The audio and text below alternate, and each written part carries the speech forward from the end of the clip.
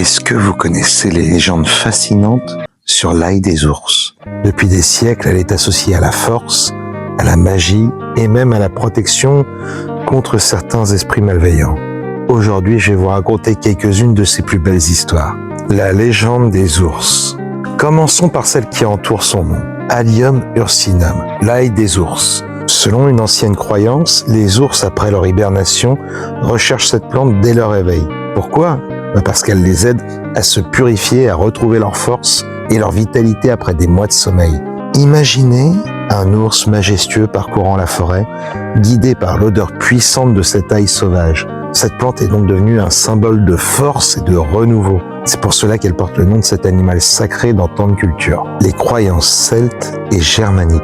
Les Celtes et les Germains avaient eux aussi une profonde admiration pour l'ail des ours. Ils croyaient que cette plante magique pouvait conférer la force d'un ours à ceux qui la consommaient. Les guerriers en mangeaient avant les batailles pour gagner en puissance et en courage. Mais ce n'est pas tout. Dans les foyers, on utilisait l'ail des ours comme talisman protecteur contre les mauvais esprits. Les femmes enceintes portaient même parfois cette plante sur elles pour protéger leur enfant à naître. Elle était vue comme un véritable bouclier naturel contre des forces invisibles. Les légendes irlandaises. En Irlande, l'ail des ours était considéré comme un porte-bonheur très puissant. On l'accrochait dans les maisons pour éloigner les fées malveillantes. Ces créatures qui pouvaient apporter quelques malheurs si elles n'étaient pas tenues à distance. Mais ce n'est pas tout. Une légende raconte que Matt Sweeney, un roi irlandais maudit et condamné à errer dans la nature, aurait survécu grâce à l'ail des ours. Cette plante lui aurait permis de se nourrir et de se purifier, renforçant son lien avec la nature sauvage et son pouvoir de régénération.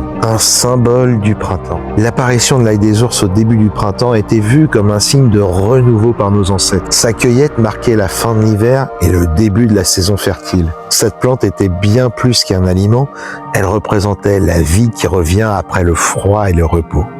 Alors, quand vous croiserez de l'ail des ours lors d'une balade en forêt, ou que vous en planterez chez vous, souvenez-vous qu'il ne s'agit pas seulement d'une plante délicieuse, mais aussi d'une plante qui est chargée d'histoire et de magie. Et vous, laquelle de ces légendes vous préférez ?